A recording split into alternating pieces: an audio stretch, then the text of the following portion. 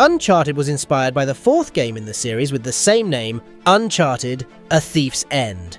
DNEG was the primary VFX vendor, completing 739 shots over 23 sequences. Other contributing VFX vendors included The Third Floor, Rise Visual Effects Studios, Soho VFX, and Savage Visual Effects.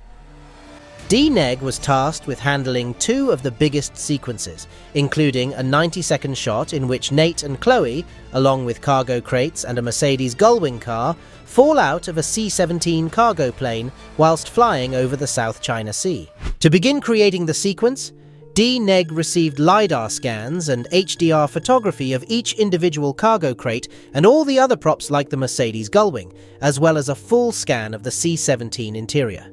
A scale copy was built of the C-17 interior to be used as a physical set for principal photography, as was the entire chain of crates that were either hung from cranes or mounted on robotic arms depending on the needs of the shot.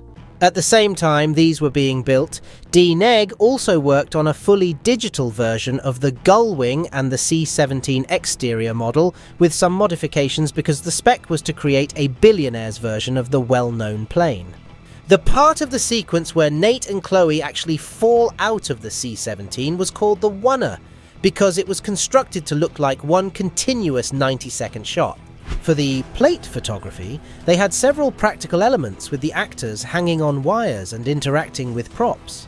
All the crates for the exterior were mounted on top of KUKA robot arms, so that they could move around in a programmed sequence.